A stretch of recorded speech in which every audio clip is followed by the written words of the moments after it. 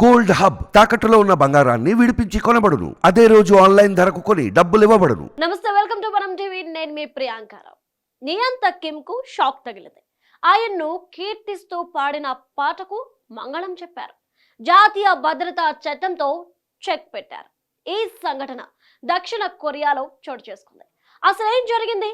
అంతగా ఫైర్ అయ్యేంత కారణాలేంటి?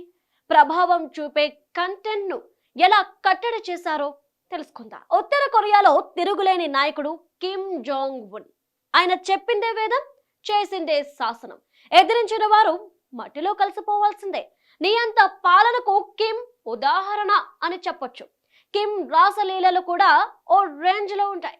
అందమైన అమ్మాయిలతో ఎంజాయ్ ఓ స్పెషల్ అని చెప్పాలి. ఓ విధంగా కిమ్ ను ఫ్రెండ్లీ ఫాదర్, గ్రేట్ లీడర్ అని కీర్తిస్తూ ఓ పాట కొరియాలో హల్చల్ చేస్తుంది. పొరుగులో ఉన్న దక్షిణ కొరియాలో బాగానే చక్కర్లు కొడుతోంది. ఏప్రిల్లో విడుదలైన ఆ పాట టిక్ టాక్ లో అయితే చెప్పనక్కర్లేదు. దీంతో దక్షిణ కొరియా సీరియస్ అయింది. ఆ పాటను నిషేధించినట్లు ఆదేశాలు జారీ చేసింది. ప్రత్యర్థి దేశ నాయకులను కీర్తిస్తున్నట్లు పాటను రూపుదిద్దారు. దక్షిణ కొరియా జాతీయ భద్రతా చట్టాన్ని ఉల్లంఘించినట్లుగా ఉండటంతో నిషేధించింది. భద్రతా చట్టం ఉత్తర్వుల ప్రకారం ప్రభుత్వ వెబ్సైట్లు, మీడియాల్లో ఉత్తర కొరియాకు అనుకూలంగా ఉండే ప్రశంసలు, ప్రచారాలను బ్లాక్ చేయాలన్నారు. అలానే చట్టాన్ని ఉల్లంఘిస్తే 7 ఏళ్ల వరకు జైలు శిక్ష పడనుంది.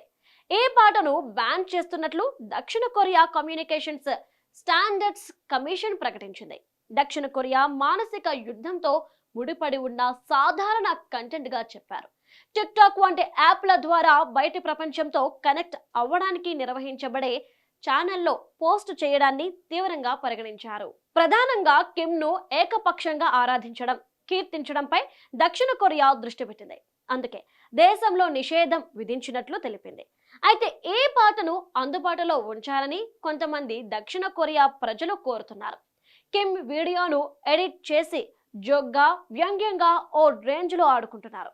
ఆ వీడియోలు కూడా టిక్ టాక్ లో వైరల్ అయ్యాయి. మొత్తంగా నియంత కిమ్ కు చెక్ పెట్టడం పొరుగు ప్రాంతాలకు తప్పనిసరైందే.